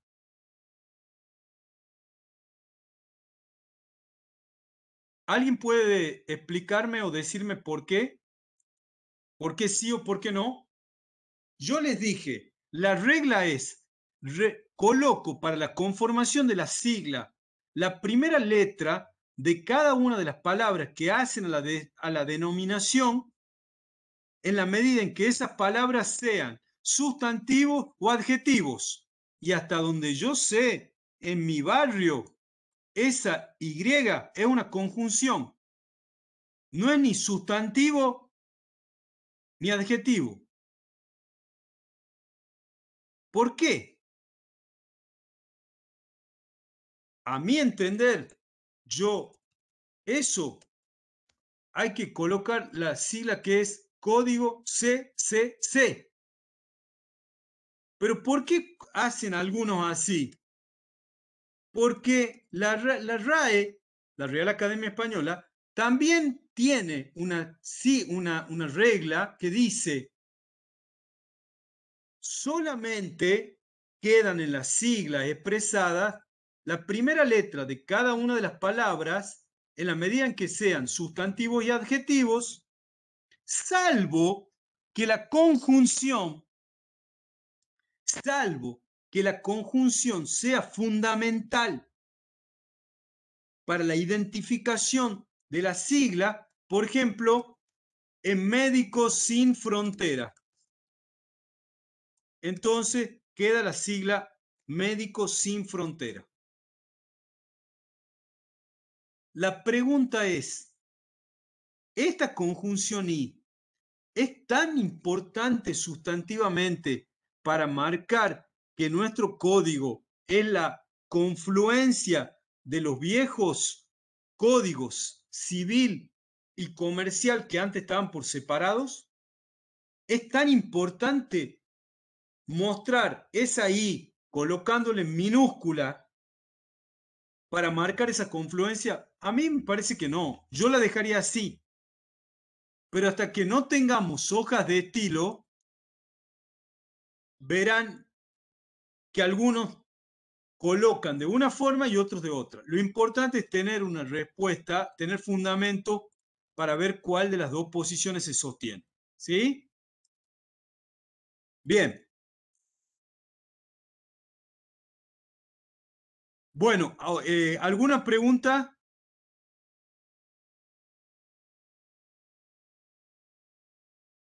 ¿Alguna pregunta?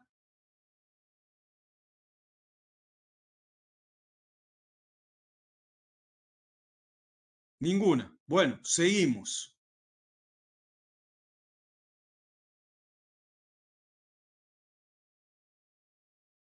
Doctor, antes que se me vaya, acá noté una cosa. Generalmente, cuando cargamos ciertos datos en el sistema de la web, Perdón, no- Marina, ahí veo sí, que si usted que hace las veces de alumna, única alumna, la que lee los mensajes que dicen en el chat, por favor, me parece que vi una pregunta allí respecto de las siglas que decían algo del Ministerio Público. ¿La puede leer a la pregunta? a ver.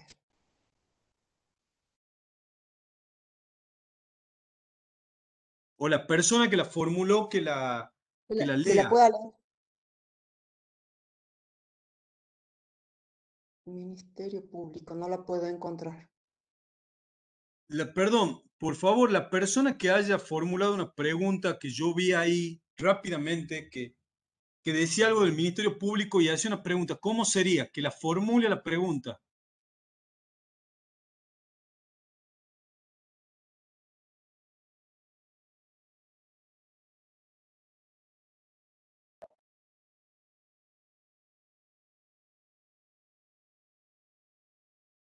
Jorge. No la encuentro.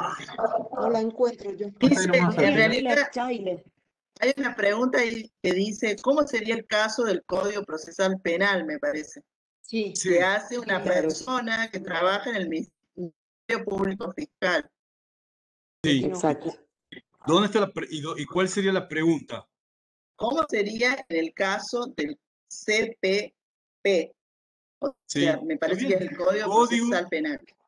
Código Procesal Penal. Y está bien así, Código Procesal Penal, CPP. Sin los Por puntos, supuesto sin los- que la primera vez escribirán Código Procesal Penal de la provincia de Catamarca y entre paréntesis pondrán CPP y si quieren la C luego, que suponga, digamos, que implique sigla de Código Procesal Penal Catamarca, de Catamarca.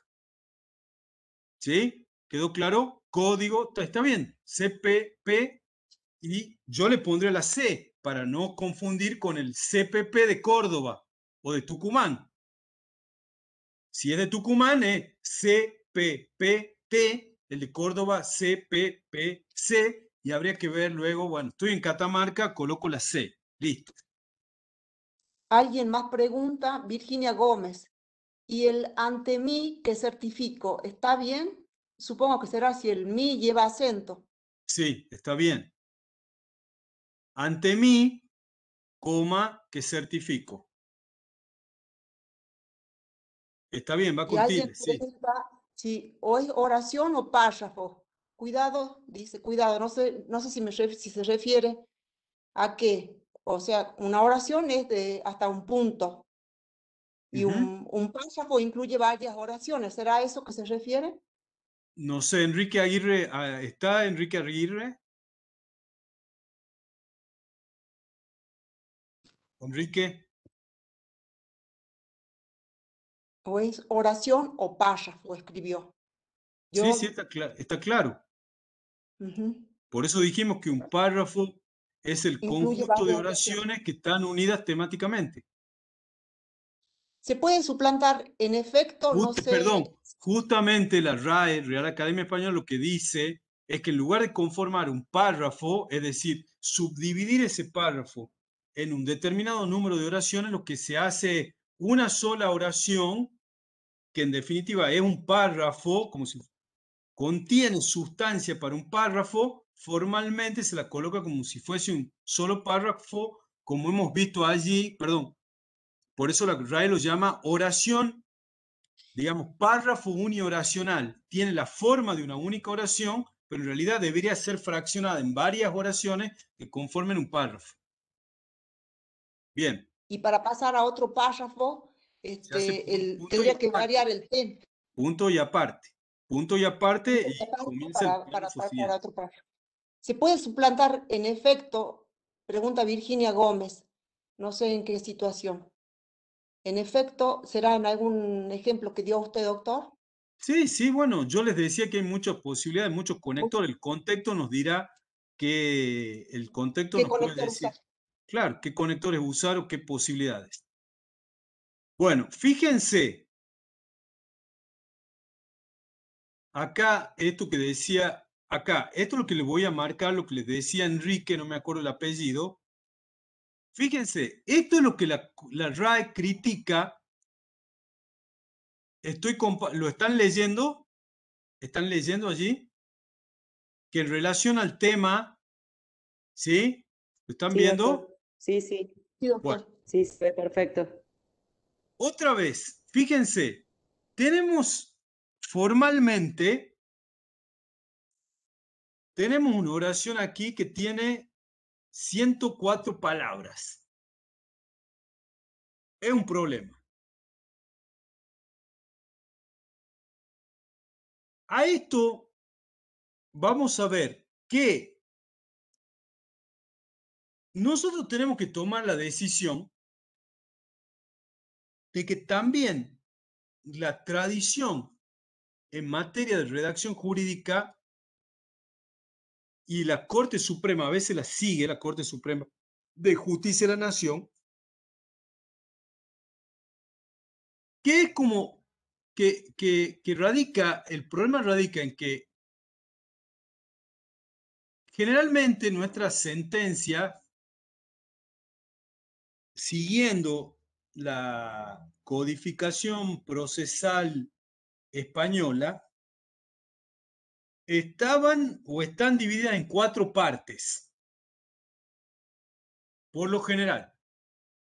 En primer lugar, lo que se llaman los autos. Nosotros ponemos auto.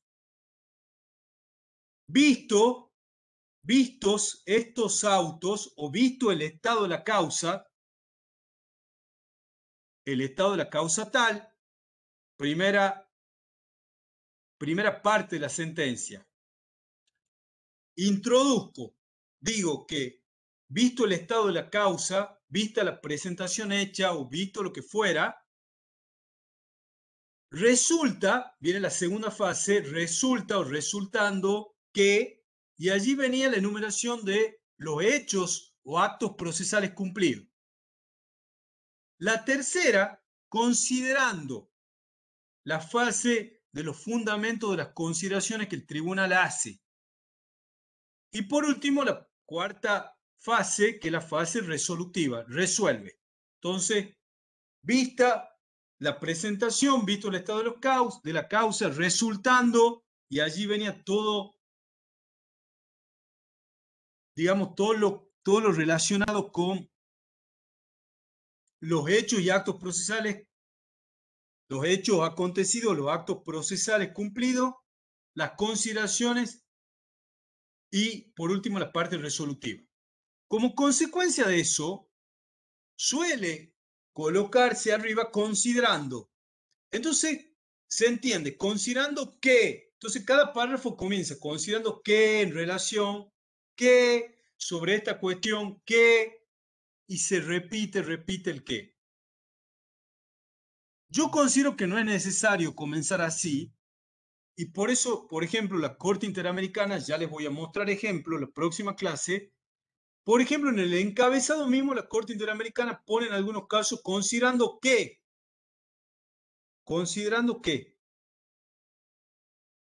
De manera que encabeza con considerando que, de manera tal que ya no se ve obligada en los párrafos subsiguientes a comenzar con el que.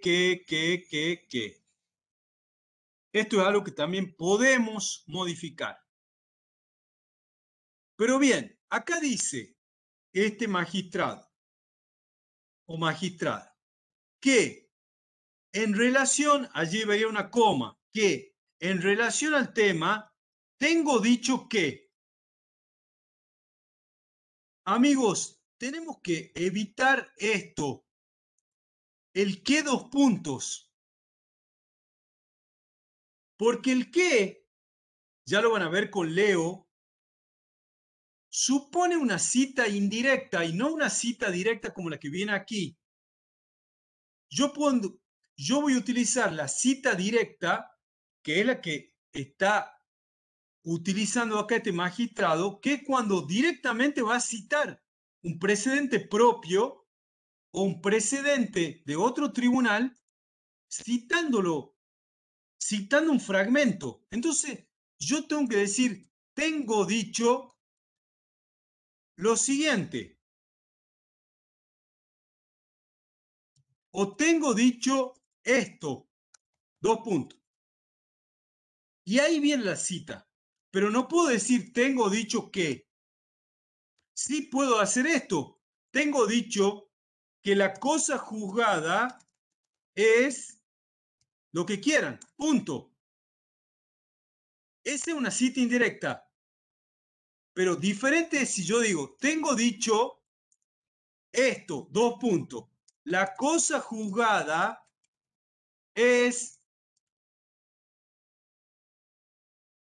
o sea, lo que quiero que les quede claro es que si yo voy con cita directa, en la que voy a reproducir textualmente fragmentos de un precedente del propio tribunal o de otro, yo voy a decir, tengo dicho esto, o tengo dicho lo siguiente, dos puntos y va la cita. No tengo dicho que, dos puntos. Ese tengo dicho es cuando yo no voy a citar textualmente. Repito, si es cita textual, tengo dicho o afirmé esto, dos puntos, va la cita textual. Si no es cita textual, sino que es cita indirecta, yo voy a decir, tengo dicho que la cosa juzgada es tal cosa. Y no va Sí. entre comillas ya. Podría no ir entre comillas. Podría no ir entre comillas. Muy bien. O Entonces, con letra cursiva en todo caso si cita textualmente. ese es un temita, es un tema. Yo les recomendaría utilizar comillas y no utilizar cursiva. O sea, utilizo comillas para no hacer un doble, digamos, doble dispendio. Cursiva y comillas. O sea, la regla en español es la letra redonda y la excepción es la cursiva. La excepción es la cursiva, de la misma manera que la regla es la minúscula y la excepción es la letra mayúscula. Entonces vamos a utilizar estos recursos excepcionalmente. Entonces, tengo dicho esto, yo comienzo la cita con mayúscula. Y supónganse que cuando yo le estoy citando, está en minúscula, pero en mi contexto la quiero poner con mayúscula, entonces yo haré esto. Allí estoy marcando con esa J entre corchetes, le estoy marcando al lector que conoce las reglas del español que en el texto fuente estaba con minúscula, pero que en mi texto yo necesito que comience con mayúscula. Entonces hago así. Jurisprudencia y doctrina han coincidido en forma monocorde, han coincidido, coma, en forma monocorde, me detengo allí. En forma monocorde, me detengo un minuto. Voy a buscar monocorde.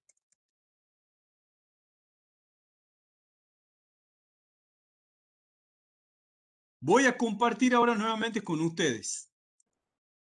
Sí.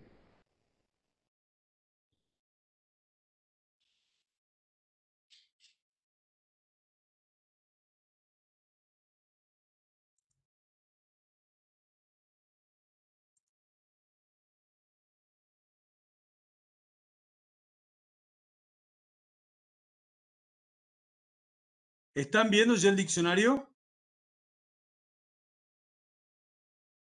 Sí, doctor.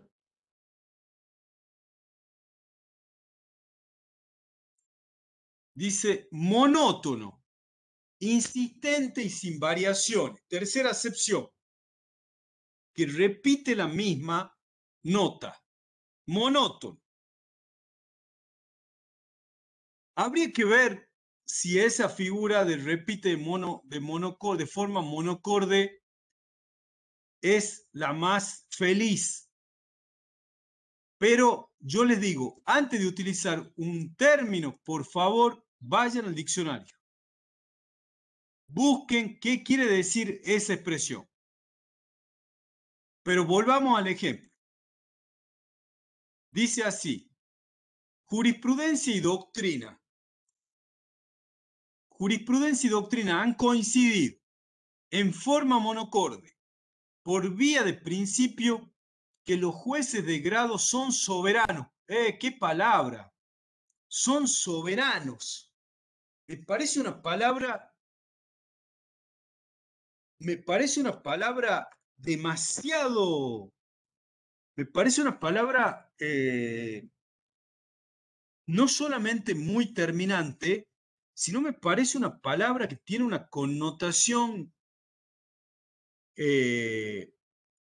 asociada al derecho político, el Estado es soberano, los Es jueces supremacía. soberanos. Es muy fuerte. Yo buscaría cómo aplacar eso, pero que los jueces de grado son soberanos en la fijación de los hechos litigiosos y en la valoración de la prueba, por lo que esta temática queda por regla excluida del control casatorio, salvo que los magistrados incurran en absurdo. Me gusta eso de que incurran en lo absurdo, incurran en algo absurdo. Acá hace falta un complemento. Incurran en absurdo, no, en algo absurdo. Pero ¿a qué voy? Fíjense, magistrados. ¿Por qué magistrado con mayúscula? ¿Por qué magistrado con mayúscula?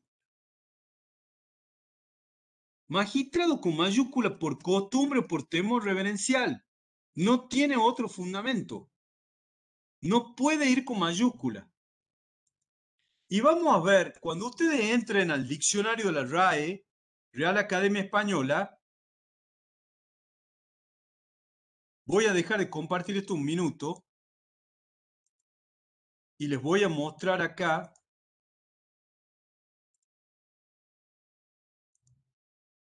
Fíjense, ¿están viendo ustedes el sitio de la Real Academia Española? RAE.es. Sí, Ustedes Sí, se ve fíjense que bien. acá, ¿cómo?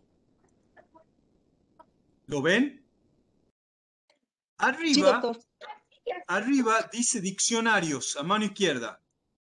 Si ustedes hacen un clic allí, verán que tienen el diccionario panhispánico del español jurídico. Tienen el diccionario de la lengua española, que es el diccionario oficial, pero tienen el diccionario panhispánico del español jurídico, en el que acabo de colocar, y ahí voy a colocar la palabra casatorio.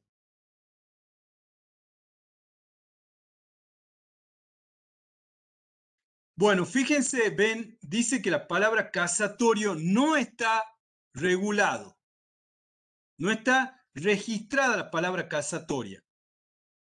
Entonces, volviendo al ejemplo, ¿vieron? Dice que la palabra casatoria no está registrada. Entonces acá yo tengo jurisprudencia y doctrina han coincidido en forma monocorde por vía de principio que los jueces de grado son soberanos en la fijación de los hechos litigiosos y en la valoración de la prueba, por lo que esta temática queda por regla excluida del control casatorio. ¿Qué hago? Por deferencia al español, al noble español, colocaré cursiva. ¿Para qué? Para marcar que yo estoy utilizando un término que no está registrado oficialmente en el español, pero que en el lenguaje forense se lo utiliza, o lo es. Yo podría incluso decir, por lo que esta temática queda por regla excluida del control que supone el recurso de casación. Yo pondría del control que supone o que posibilita el recurso de casación.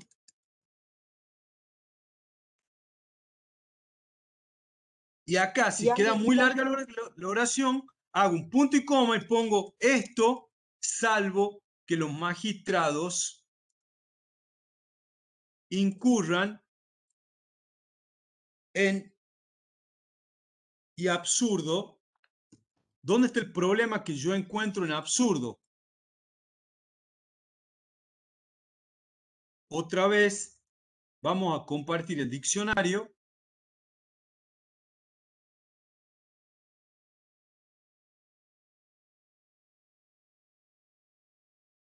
Perdón, ¿alguien estaba por preguntar algo? ya que está en el diccionario, busque algo, un sinónimo de monocorde, sería un analógicamente porque monocorde está visto que no era el término adecuado. Fíjense, ven en todos los casos, absurdo es adjetivo. Es una persona absurda, es una afirmación absurda. Y acá lo está utilizando como sustantivo. Entonces necesita poner acá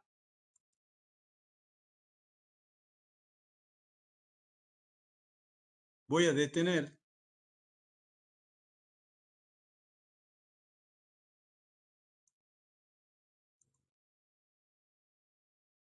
Salvo, dice esto, salvo que los magistrados incurran en lo absurdo, incurran en una afirmación absurda, pero no en absurdo, porque ya vieron que absurdo no es un lugar, no es un sustantivo, sino que lo absurdo es adjetivo, se acompaña a un sustantivo, pensamiento absurdo, reflexión absurda, persona absurda. Está faltando un complemento allí. Pero fíjense, acá dejo unos puntos suspensivos. ¿Qué está marcando? Que la cita no termina. Entonces, así tiene que marcar que la cita no termina allí. Ahora, dicho esto, acá tengo que ir con un punto como mínimo. Yo no puedo poner una coma después de semejante oración cargada. Yo no puedo colocar una coma y seguirla alargando. Ya dije todo. Entonces yo pongo, fíjense, intentando clarificar este último concepto de la jurisprudencia.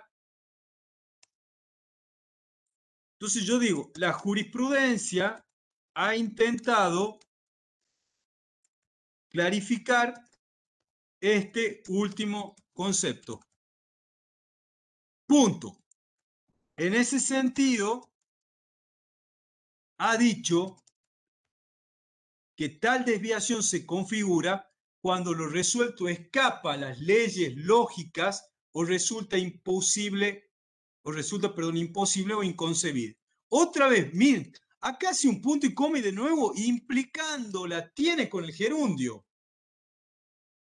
Punto. Como consecuencia, esto implica un desvío. Pero si yo pongo un desvío, fíjense, un desvío notorio de la aplicación del raciocinio o una grosera degeneración interpretativa.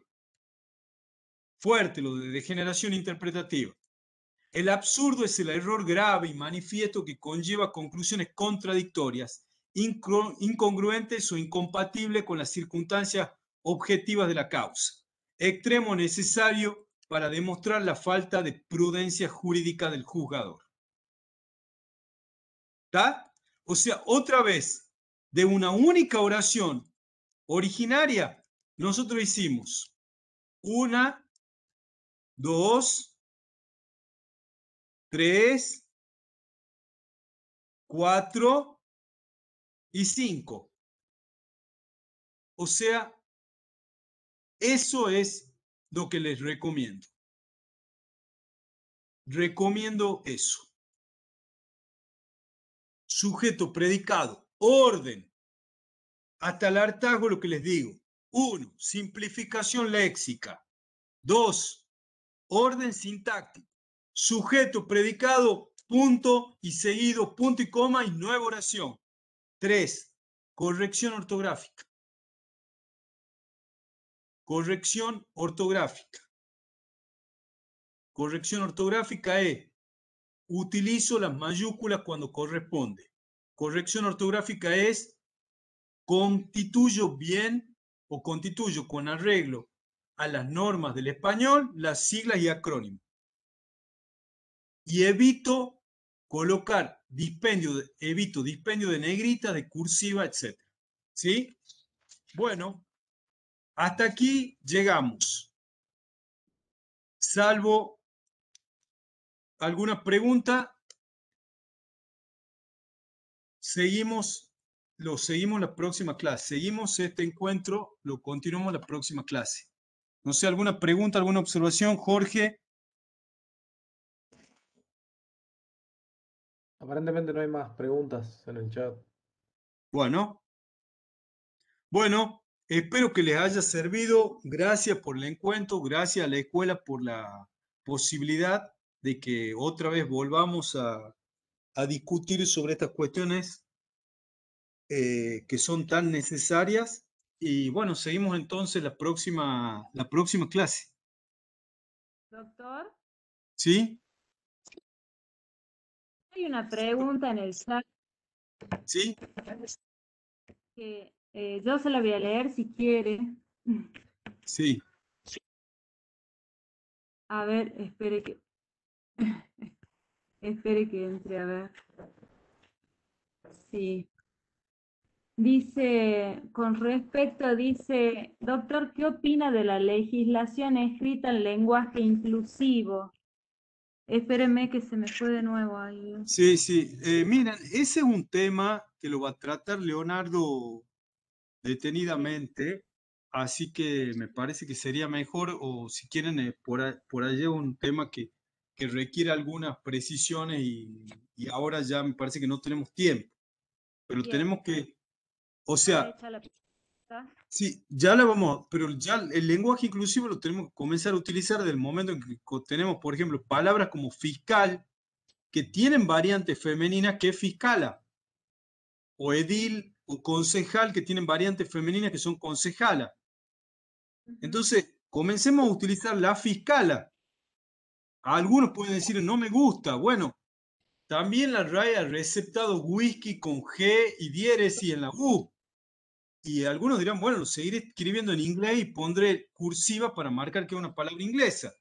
Y otros diremos, bueno, nos ayornaremos y escribimos whisky con G. Así que es una cuestión que tenemos que comenzar ya a utilizar los oficios y las profesiones que ya tienen variante femenina, a utilizarla como corresponde también, cuando el usuario sea una mujer o una persona que tenga esa opción, digamos, o que tenga esa identificación o se autoperciba así. Pero bueno, es otra discusión y también me parece que es demasiado amplia como para verla en esta clase, como para ver lo que nos queda, que ya no nos queda tiempo, ¿sí? Perfecto, perfecto. Yo porque estaba hecha la No, pregunta no, y para... perfecto. No, no, sí te agradezco y bueno, nos vemos entonces el próximo martes, ¿sí? Muchas gracias. Bueno, no sé, salvo que haya otra pregunta breve y si no, nos vemos el martes. Pareciera que no hay. Gracias, doctor, excelente. Bueno, nos vemos, suerte, Gracias. hasta luego, Gracias, doctor. Hasta la semana que viene. hasta la semana que viene.